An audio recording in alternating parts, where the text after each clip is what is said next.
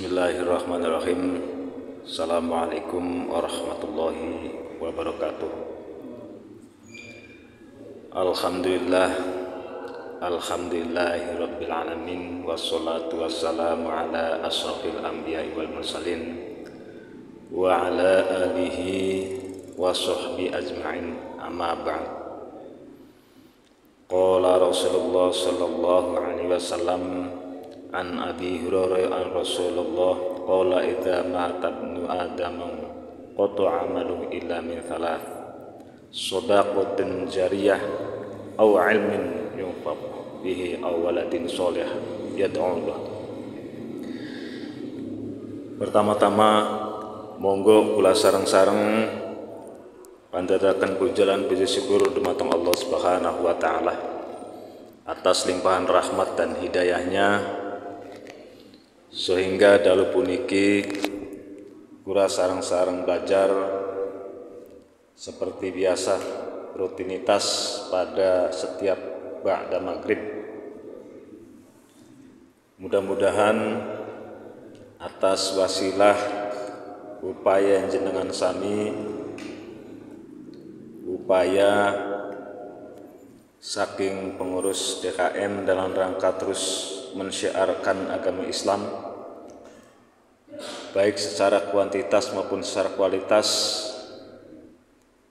dalam rangka terus ningkataken kualitas beragama kula lan jenengan sami, sebab salah setunggale kula umat kang beragama yaniku manakala kula saged nglakoni atau Nabi bisa nglakoni amalan-amalan soleh, yakni manakala kita mau menggali,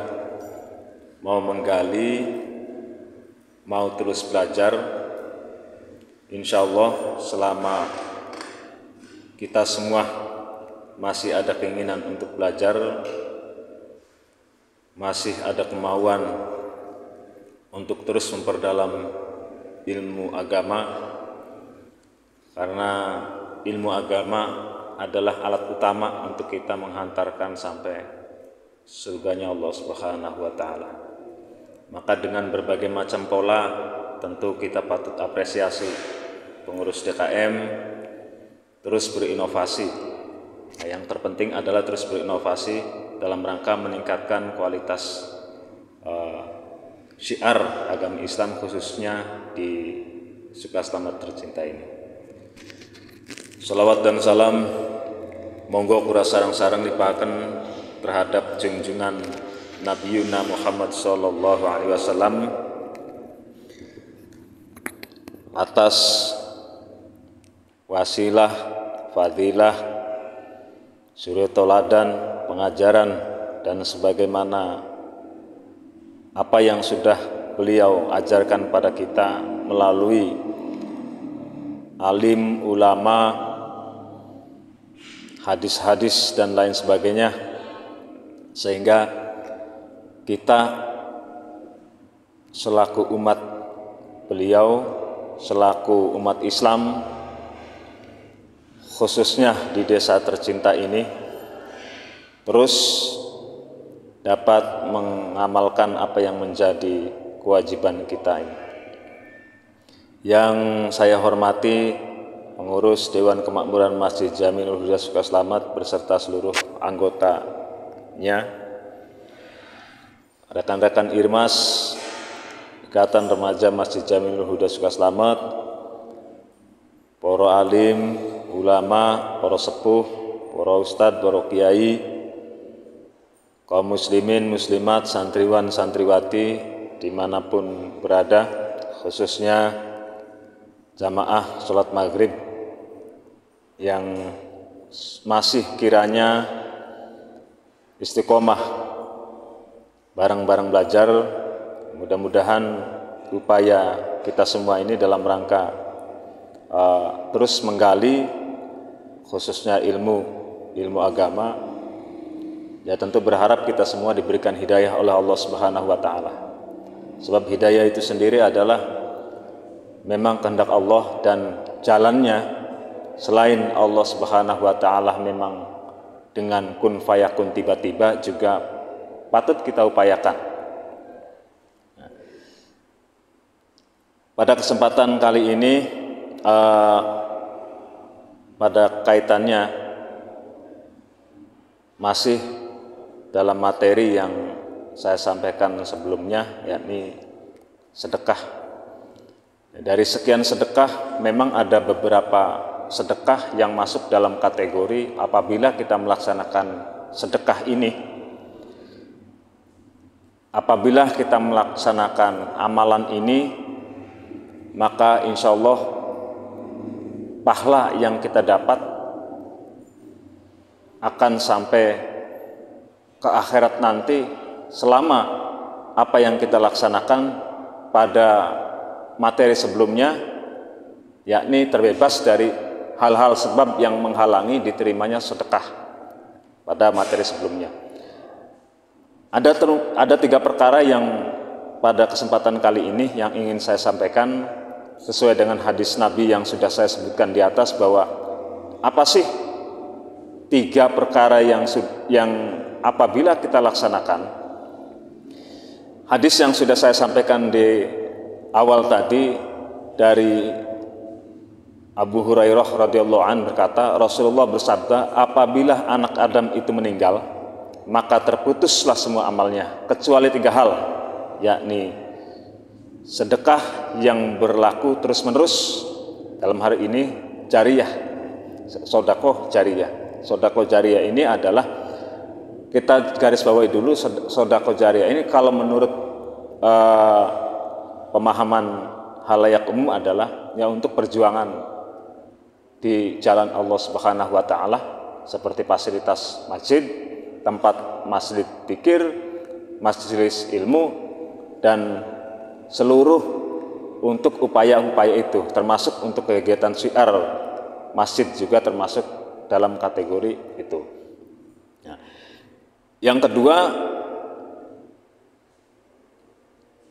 pengetahuan yang bermanfaat atau ilmu yang bermanfaat.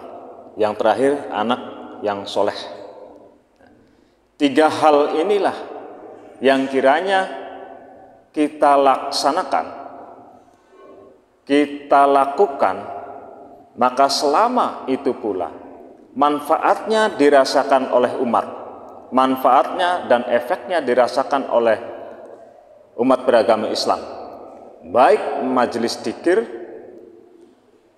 majelis ibadah, masjid, musolah, dan lain sebagainya, juga majelis ilmu, yang apabila kita bersedekah, yang apabila kita amalkan harta kita di sana untuk perjuangan agama, untuk perjuangan memerangi kebodohan umat, untuk perjuangan memfasilitasi ibadah umat, untuk perjuangan memfasilitasi ibadah-ibadah lainnya seperti zikir dan lain sebagainya, maka selama itu pula efeknya dirasakan oleh umat Islam, maka sebanyak itu pula lah pahala kita akan mengalir. Ini jaminan dari hadis Rasulullah. Nah, itu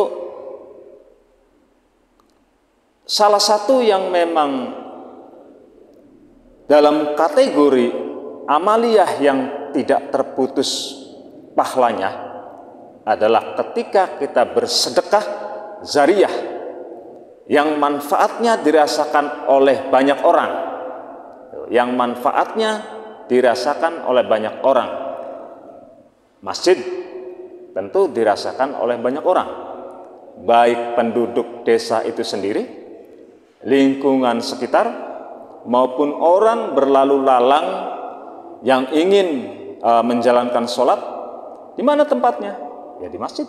Dan sebanyak orang yang melakukan sholat di sana, secara otomatis masuk dalam pahala kita.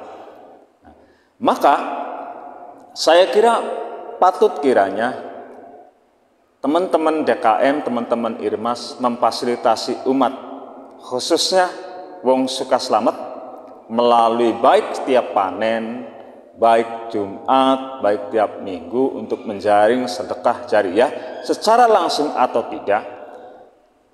kita selaku umat beragama yang meyakini betul atas fatwa-fatwa hadis Rasulullah, harusnya kita berterima kasih karena difasilitasi hal ini. Bayangkan kalau ini tidak terus-menerus secara kontinu dilakukan. Disadari atau tidak, teman-teman yang terus bergerak di bidang ini untuk kemajuan masjid, untuk kemajuan musola, untuk memajukan tempat-tempat pendidikan, secara langsung atau tidak, kita, Anda, dan seluruh elemen yang memfasilitasi umat beragama khususnya yang suka selamat merasakan manfaatnya. Pak, ulama jebli bisa nganggu duit? Ya tentu dengan tenaga, sedekah jariyah namanya. Karena ini sedang membangun pondasi, membangun syiar dakwah, membangun tempat belajar dan sebagainya. Maka ini bagian dari upaya sedekah jariyah. Sekali lagi, sedekah yang bersifat untuk kepentingan umat secara umum masuk dalam kategori sedekah jariyah. Nomor 2, manakala kita lakukan menurut hadis Rasulullah SAW, apabila kita memiliki ilmu, kemudian ilmu itu kita berikan kepada orang lain, sekalipun ilmu kita cuma hanya bisa mengajarkan a, ba, ta, sa, dan seterusnya, masuk tidak dalam kategori ilmu yang bermanfaat? Ya tentu masuk, karena itu bagian dasar dari belajar. Terus kemudian apakah hanya sekedar ilmu itu saja? Termasuk ilmu pengetahuan-pengetahuan lainnya yang sekiranya berefek positif. Nah, misalnya ilmu komputer. Nah, dengan adanya ilmu komputer, misalnya memfasilitasi anak-anak kita belajar dengan manfaatnya, kemudian dari sanalah misalnya anak-anak kita mendapat pengetahuan tentang komputer, pengetahuan tentang ilmu dan lain sebagainya.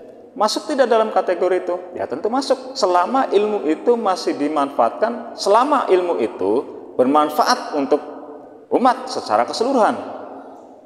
Nah, maka menurut saya kiranya teman-teman, khususnya teman-teman pemuda ini juga jangan kemudian kita minder memberikan ilmu kepada adik-adik kita dengan lantas nunggu kita jadi kiai atau nunggu jadi ustadz. Tidak ada urusan. Sedikit apapun, misalnya hanya sekedar melajari wudhu, melajari sembahyang, melajari ngaji, termasuk ilmu yang apabila kita ketok tularkan, turunkan ke subjek yang atau objek yang kita tuju, maka selama itu pula dengan ilmu Anda memberikan ke teman-teman Anda, teman-teman kalian, maka itu termasuk masuk dalam kategori nanti pahalanya tidak akan pernah terputus walaupun kita sudah tidak ada, berdasarkan hadis Rasul. Terus misalnya ilmu ini misalnya tidak ada relevansinya dengan agama. Nah, apa sih ilmu yang tidak ada relevansinya dengan agama? Saya kira selama itu ilmu yang bersifat positif, baik itu ilmu tuntunan untuk menyelesaikan persoalan-persoalan dunia maupun persoalan-persoalan di akhirat, itu masuk dalam kategori ilmu. Dengan ilmu umum misalnya, yang sekiranya dapat memfasilitasi dengan ilmu itu pula adik-adik kita dapat naik pengetahuannya. Nah terus gimana katanya? Kalau misalnya guru yang dalam hal ini, misalnya guru yang secara proporsional digaji oleh negara dan lain sebagainya, diposisikan sebelah mana? Nah, selama beliau profesional di bidang itu, amanah menyampaikan ilmunya, diberikan kepada anak didiknya sesuai dengan tugas pokok sehingga apa yang beliau sampaikan itu kita dari cerdas misalnya, dari pinter, maka masuk dalam kategori itu. Dan karena tidak jarang juga guru hanya sekedar gugur kewajiban, tidak jarang hanya sekedar itu. Tetapi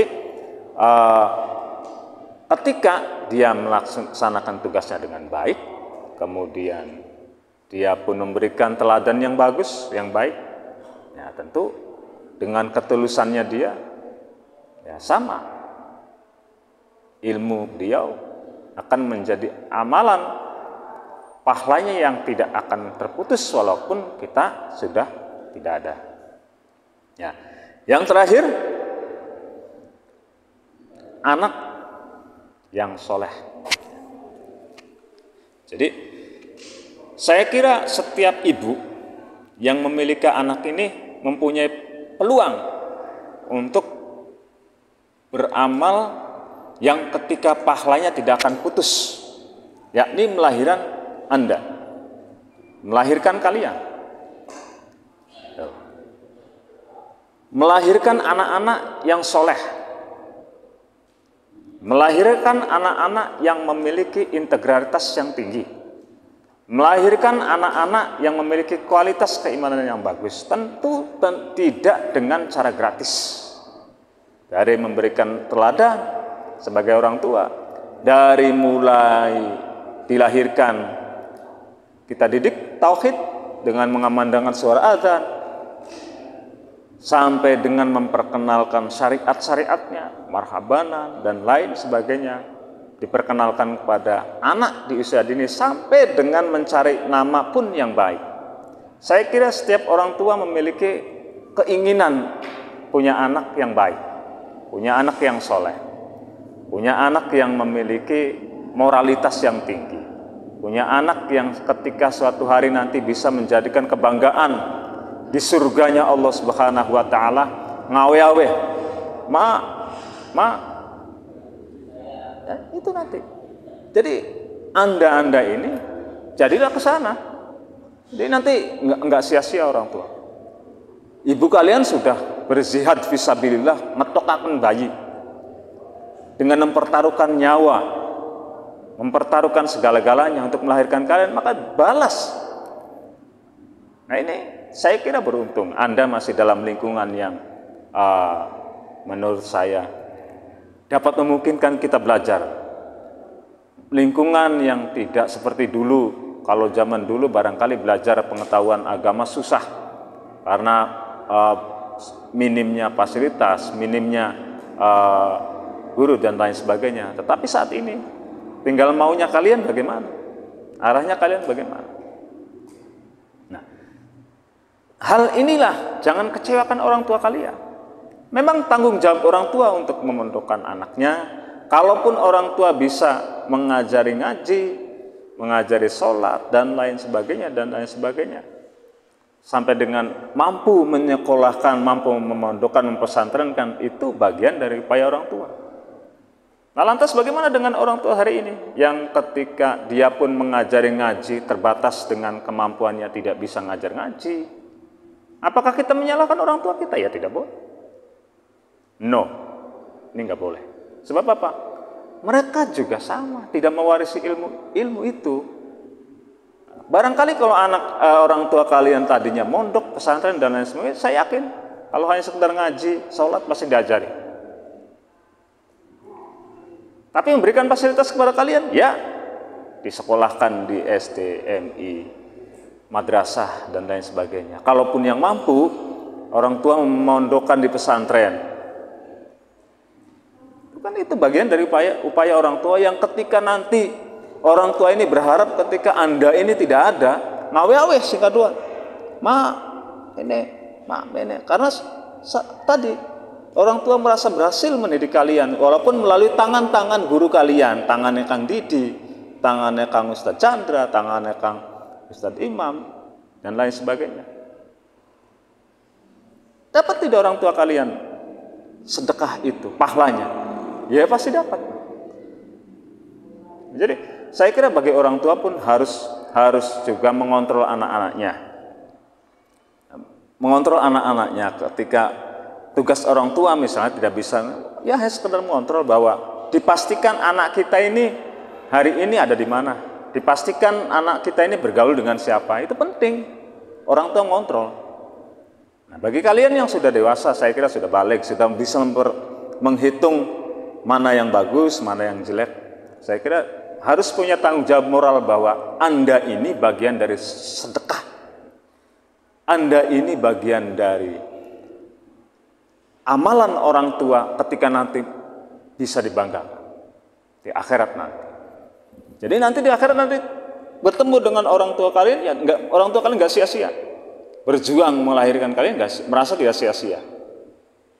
Merasa ada pahalanya di sana. Oh, ternyata si Asan ki lagi bengenek ndoak nabi kita. Saking kita neblewero. Gitu. Kan begitu, San. Ya, saya kira anak-anak soleh itu salah satu bagian dari doa yang tidak pernah ditinggalkan adalah ketika berdoa untuk kedua orang tua. Itu setelah sholat dan lain sebagainya kan biasanya selalu didoakan. Begitupun dengan orang tua, manakala anaknya sudah mumpuni menjaga orang tua. Ada memang seringkali kejadian beberapa kasus. Contoh misalnya ketika saya orang tua memondokkan anaknya, terus mesantrenkan anaknya, kita diingatkan sama anaknya merasa tersinggung. Wah, ya jangan, itu hasil produk yang sudah diciptakan oleh orang tua. Tetapi juga anak kita selaku anaknya juga dengan cara yang baik, karena tidak semua orang tua juga paham apa yang kita sampaikan. Justru ketika kita sendiri salah cara membimbing orang tua kita,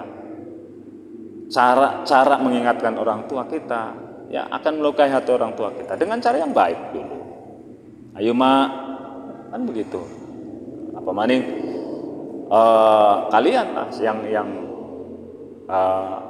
memiliki, saya kira anda sekalian ya setidak-tidaknya menguasai ilmu yang dasar-dasar, sembahyang dan lain sebagainya, ngaji dan lain sebagainya. Coba tunjukkan sesekali, San, tunjukkan kepada orang tua Hasan misalnya bahwa Hasan ini pintar ngajinya di rumah ngaji. Sebab itu bagian dari syiar. Oh, berarti Hasan ngaji, ablenakan anak Hasan ngaji di Patini TV ya jepret. Kan begitu. Ablenakan anak Hasan lagi sembahyang ya jepret. Nanti juga orang tua akan, kalaupun Hasan tidak bisa ngajak, akan mikir sendiri. Paling tidak dia mau menghormati Hasan sing lagi sembahyang. Berikutnya, ayo gama sembahyang. Kan cara-cara yang baik itu banyak sebetulnya. Tidak harus begitu datang dari pesantren sampai di rumah. Ma, semaku salah. Orang ilok sembahyang, semaku salah. Kau manjing neraka. Ya dugal. Atine wong tua. Dugal. Lah bocah ke wis di pesantren akan wis pondokaken wis sekolahkaken tekang malah ngeden-ngedeni wong tua. Itu betul, memang maksudnya benar mengingatkan ke orang tua kita, tetapi caranya itulah yang menyakiti orang tua.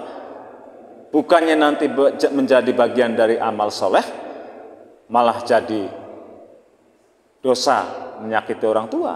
Nah, itu yang mesti kita juga jaga. Jadi sekali lagi, Allah memberikan kompensasi, Allah memberikan reward ini ketika tiga hal ini dilakukan oleh kita. Ya, sing bisa mensiasati lah. Sebab pertama tadi, kenapa sih Allah itu selalu tidak, walaupun setiap ibadah di mata Allah itu sama, Allah sebetulnya dengan Rahman Rahimnya memberikan peluang-peluang untuk menutup kekurangan-kekurangan kita. Contoh misalnya, kenapa Allah memberikan Ramadan adalah rahmat bagi kita semua. Setiap kita berjumpa di bulan Ramadan, ibadah kita dilipat gandakan pahalanya dan lain sebagainya. Sebenarnya makna sayang. Bayangkan kalau kita bandingkan, kalau tidak ada Ramadan misalnya, kita melakukan ibadah lawang kita selama Paling kalau 24 jam kita cuma 5 kali wajibnya, dan selebihnya peluang melaksanakan dosa itu besar. Baik dosa syirik maupun dosa yang terang-terang, baik dosa yang sengaja maupun tidak sengaja. Tapi Allah tetap memberikan, siapa singar lamun lakoni ibadah ning bulan Ramadan, ya akan dilipat ganda-gandakan. Sebab apa? Ya itu untuk menutupi kekurangan-kekurangan kita. Termasuk 3 perkara ini juga untuk melengkapi kita. Allah itu sangat luar biasa sayangnya pada umatnya, sangat luar biasa kasih sayangnya. Kenapa demikian? Anda cek saja, dalam satu hari kita sholat 5 waktu. Nah, 5 waktu itu paling lama 5 menit. Berarti dalam satu hari 25 menit untuk beribadah. Kita tidak lepas dengan Allah, bercengkarama dengan Allah. Sisanya terjun bebas kita. Terjun bebas, ada yang berdagang dan lain sebagainya. Di tengah-tengah perdagangan misalnya bermaksiat, orang kerasa ngerasani batur, ngerasani wong. Nah itu peluang untuk melaksanakan dosa itu ada, selalu ada di sana. Yang namanya zone politik ini kita begitu, selalu satu sama lain berinteraksi, berhubungan, selalu terikat dengan satu sama lain. Terkadang kita juga sering karena saking akrabnya, kita juga dengan teman kita sering dongkol-dongkolan dan lain sebagainya. Itu kan, bayangkan kalau Allah tidak memberikan peluang-peluang reward atau peluang-peluang door prize, lamun jare wong sekene, Allah selalu memberikan door prize di bulan Ramadan misalnya. Ya itu tadi, melipat gandakan berbagai amaliyah kita, pahalanya. Itu bentuk kasih sayang Allah pada kita. Apalagi ketemu dengan Lailatul Qadar misalnya, jaminannya alfi syahrin, 1000 bulan. Bayangkan kalau 1000 bulan berarti sekitar 83 tahun. Umur kita pira? Paling tekang sekian ki paling hebat-hebat itu tekang 70 tahun. Masih ada bonus 10 tahun. Luar biasa kan? Allah itu soal itu. Tapi ingat bahwa dosa juga ada yang besar, ada yang berkali lipat-lipat juga. Nah, dosa juga sama, ada yang berkali lipat-lipat juga. Bayaran hukumannya ada. Tetapi tidak serta-merta Allah juga memberikan ini dosa besar kemudian tidak ada. Tetap Allah memberikan Rahman Rahimnya. Atas Rahman Rahimnya itu dengan berbagai macam mau door prize, selalu memberikan peluang door prize supaya kita untuk mau terus beribadah, meningkatkan ibadah kita. Jangan salah. Apakah itu bukan siasat Allah selalu memberikan pertolongan kepada kita? Itu bagian dari siasat Allah juga. Bayangkan kalau malaikat seumur-umur ibadah baik. Malaikat dari mulai diciptakannya malaikat sampai nanti di yaumil akhir dibebas tugaskan hanya suruh beribadah. Laka ireng, laka abang, laka ijo, blutruk bemengkon. Begitu juga dengan syaitan. Begitu juga dengan iblis. Iblis sudah dia disclaimer bahwa iblis ini penghuni neraka. Wis bloli ampun. Tetapi Allah Subhanahu wa taala, karena Allah ini menciptakan manusia ini dengan bentuk yang sempurna, dengan akalnya bisa berpikir, dengan kasih sayang Allah Subhanahu wa taala terhadap umatnya, terhadap makhluk di bumi ini, terutama untuk manusia, masih sangat terbuka lebar. Sampai dengan kita ini berbuat maksiat terus juga, pintu masih ada sampai dengan di kerongkongan. Coba masih dikasih kesempatan. Kurang apa coba? Kurang apa Allah ini sama kita ini? Kurang apa? Saya kira ini juga kita mesti harus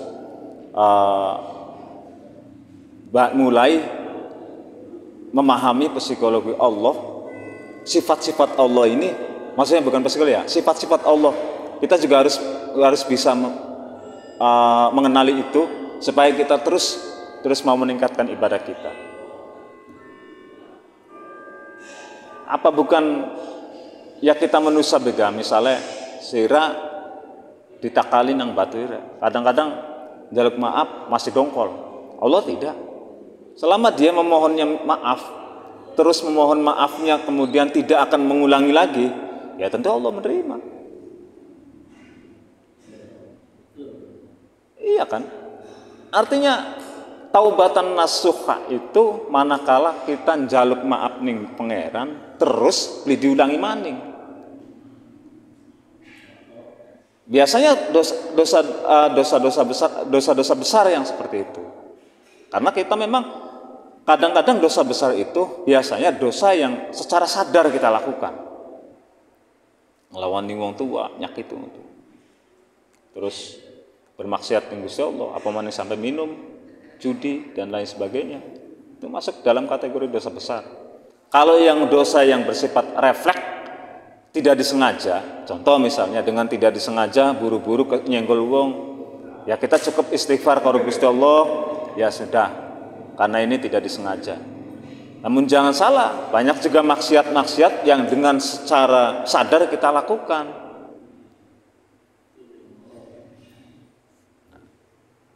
Masih terbukakah pintu maaf?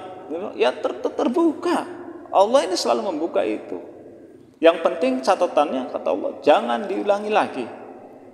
Nggak ada dosa yang tidak dimaafkan oleh Allah, nggak ada. Nah, maka dari itu saudara-saudara sekalian, mari pada kesempatan kali ini saya ingatkan kembali, bukan ingatkan ya, intinya kita belajar kembali untuk lebih memperdalam. Sebetulnya ilmu agama itu kalau kita banyak kaji itu, kalau kita banyak belajar itu, saya kira asik. Beragama itu asik sebetulnya. Karena kita paham, berat itu manakala kita nggak paham. Tentu dengan norma, terma dan lain sebagainya. Tentu, nah maka dari itu saya berharap kajian ini juga mesti meningkat ke depannya. Entah itu tauhidnya Kang Didi biasa menyampaikan tauhid. Ya Anda juga harus bisa itu lebih aktif. Sebab sekali lagi orang yang bertanya itu sebetulnya bukan orang bodoh. Sekarang itu begini, orang yang pintar ya ketika orang itu minimal bisa bertanya. Kenapa demikian? Biasanya kalau orang bertanya itu dia sudah masuk ide. Ide, gagasan sudah masuk, sehingga materi-materi yang disampaikan minimal nyangkol. Kalau kemudian kita ini setiap ilmu yang kita dapat kemudian kita dikermakan baik, dirawati baik, ya ilmu hilang tidak berbekas. Laksana kita belajar kayak ning dhuwur godhong tales. Ya wis lewat. Nah, rumusnya apa? Ya amalkan itu. 3 hal itu amalkan. Kalau punya ilmu sedikit-sedikit juga ya, ayo ajarkan. Sama tidak pahalanya dengan Pak Kiai sama. Ketika manakala itu menyuruh kepada sesuatu yang baik, ya akan sama. Jangan dikira kewajiban berdakwah itu hanya khusus para alim, para ulama, para kiai, para ustadz, para habaib. Ya, kita semua getok tular. Tentu dengan kemampuan kita masing-masing. Aja masalah dalil dakwah aja. Gue aku mau urusan Kang Didi sing lebih memahami. Kita lamun ngajar ngaji kabeh fasih, tapi lamunan ngajak wong sembahyang berjamaah mah bisa, yuk diolok. Ya itu bagian dari dakwah. Nggak ada sesuatu yang sia-sia. Insya Allah apapun yang kita lakukan, apapun yang sudah kita terus-menerus upayakan, apalagi untuk kepentingan umat. Ini Anda sedang berjalan di jalan Allah, manakala kita meyakini bahwa dan kita lakukan di masjid setidak-tidaknya meningkatkan syiar, ngajak batur manjing di masjid, khususnya untuk diri kita pribadi, bekal bola kawuri wong-wong sejen. Nah, paling enggak Anda sudah ada nilai poin bahwa tenaga Anda mengikuti meluan mupuk, meluan gawe aduk dan lain sebagainya, itu bagian dari sedekah jariyah. Yang manakala pahalanya adalah Anda ketika sudah terputus urusan dunia ini masih tetap mengalir, ngerucek baik. Nah, bagian Pak Ustadz, ya sama. Nah, manakala ilmu itu kemudian diamalkan oleh santrinya, oleh umat dan lain sebagainya, selama itu masih sesuai dengan ajaran agama Islam, saya kira ini juga akan menjadi penolong buat kita semua. Ya, misalnya sekian langkah asan maning gitu. Karena sing paham arane asan. Misalnya ini hari ini asan nggak ada. Selama itu belum kiamah, selama ini belum terjadi kiamat, ya maka terus pahalanya. Oh, karena asan pernah sodako ning masjid gedene 1.000 rupiah, ya tetap akan dapat pahala itu, sekalipun asan sudah tidak ada. Asan misalnya ahli agama, ngajari santri, ngurukin remaja, terus bimbingan, selama sekalipun sudah tidak ada orangnya, maka buah dari hasil pengajaran itu akan terus mengalir pahalanya. Wis nangkanega, coba dipraktekkan sekecil apapun, yang nguruk ngaji punya cilik dan lain sebagainya, mulai. Walaupun misalnya belajar sembayang cilik-cilikan cuma bisa apalin niatnya ya sebagai sholli fardul maghribi salasa rakaatin mustaqbil adam Alhamdulillah Allahu akbar di papa, selama itu dilakukan, nah, itu namanya ilmu yang bermanfaat, ilmu yang berfaedah. Awas, beda. Kenapa ilmu dunia itu terkadang juga tidak ada nilai pahala jariahnya, tidak ada nilai pahala yang mengalir? Biasanya baka ilmu dunia didol, Pak dokter resepnya obatnya 50.000, bikin resepnya itulah yang mahal, karena dengan ilmu 400.000. Ya sudah, dapat tidak pahalanya, dapat duit. Nah, selesai di sana. Karena dia memang hasil ilmunya juga untuk profesinya, untuk pekerjaannya. Terus misalnya insinyur, arsitek, ya karena memang dia dibayar. Lamun ning masjid dianyangi berarti dia bersedekah juga. Tetapi ketika sesuai dengan tarif standar pada umumnya, ya berarti dia dapatnya hanya bayaran. Kan begitu. Nah, ada ruang-ruangnya. Barangkali sampai di sini, sebelum ditutup barangkali ada yang boleh didiskusikan. Silakan, dipersilakan. Ya, San. Ya. Waalaikumsalam warahmatullahi wabarakatuh. Wis kenal, San, tenang.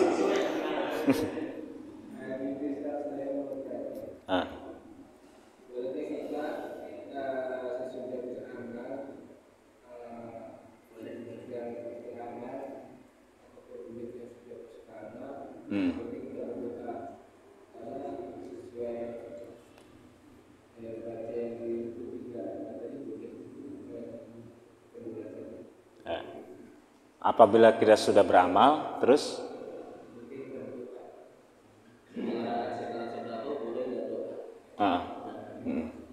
ya. Jadi begini ya, setelah kita beramal kemudian berdoa berharap sesuatu, selama itu konteksnya Anda beramal secara ikhlas, terus kemudian meminta apapun doa, selama doanya tidak bermaksud kepada Allah Subhanahu wa taala, sah-sah saja. Sekaligus misalnya kita minta diberi, ya Allah, saya misalnya beramal ning kotak, ya kita berdoa, ya Allah moga-moga diparingi akeh rezeki ini, gage oli demenan, gage kawin misalnya, ya sah-sah saja, sah. Selama itu minta kepada Allah. Nah, yang tidak boleh adalah ketika memang kita doanya mencelakai orang lain, itu nggak boleh. Selama itu berdoa meminta kepada Allah Subhanahu wa taala, apapun doanya, selama itu positif, selama itu ada manfaatnya, ya tentu Allah perkenankan. Tuh. Jadi tugas kita ini, kita meminta boleh, dan jangan intervensi Allah untuk memberi. Misalnya dura-dura orang dipai-pai dongannya terus mungkes, ya jangan intervensi dong. Allah punya cara sendiri untuk mengasihi hambanya. Allah juga menimbang sendiri. Kemudian Hasan belum dikasih sama Allah jodoh, berarti belum siap. Kan begitu. Allah itu lebih tahu, kan begitu. Misalnya, yang begini, contoh misalnya. Kita perbandingan makanya. Satu ketika ada orang yang berteduh di bawah pohon beringin. Dia sambil memandang semangka. Deleng sing dhuwuran, beringin pohonnya besar tapi buahnya kecil. Semangka yang pohonnya kecil buahnya besar. Secara spontanis dia kini bliadil temen pangeran. Ternyata begitu ngerentes bliadil ketibanan buah beringin. Cak, duh, lamun gede kayak semangka mah kita klenger. Allah pasti akan lebih tahu dengan kebutuhan manusia. Jadi tidak, kenapa Allah ada kesan mungkin kesan kita orang awam Allah nggak mengabulkan doa, bukan tidak mengabulkan doa, tapi Allah tahu apa yang Anda inginkan, apa yang terbaik. Allah tahu. Kaya misalnya, saya minta kaya, ya Allah juga punya pertimbangan untuk misalnya dibatasi. Lamun asan duitnya dikuadahan, ya asan bukan dari Fir'aun melasan, pangeran ini melas. Oh.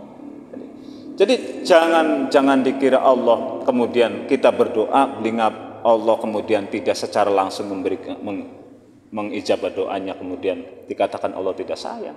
Jangan. Kenapa? Faktanya banyak orang yang ketika Allah kabulkan doanya justru terjerumus pada jurang kehancuran. Banyak. Korun itu minta sama siapa sih? Diajarin Nabi untuk kaya, minta doa sama Nabi gitu kan. Dikasih duit banyak, lupa. Nah, begitu. Intinya adalah ketika kita memang melakukan sesuatu, berdoa sesuatu yang baik, ya boleh-boleh saja selama itu dalam konteks ya, dalam konteks meminta sesuatu yang baik. Tetapi kita juga harus paham bahwa manakala doa itu belum diijabah sama Allah, ya koreksi diri dulu dong. Berarti saya ini belum siap nih. Nah, saya kan sudah berkali-kali kalau Allah menguji sesuatu itu berarti itu titik yang terlemah kita. Allah sedang mengoreksi. Berprasangka positif aja. Jadi kenapa ujian itu datang? Sebetulnya mengingatkan kepada kita bahwa ini loh titik kekurangan Anda, titik kekurangan Hasan yang kene, titik kekurangan saya di sini. Tuh, dengan adanya ujian itu, maka kita lengkapi, tentu kuatkan. Nah, itu ya San ya. Sudah ya. Karena waktu ya. Itu saja barangkali yang saya sampaikan. Mohon maaf atas segala kekeliruan. Maklum saya manusia biasa. Wallahu muwaffiq ila aqwamit thoriq. Wassalamualaikum warahmatullahi wabarakatuh.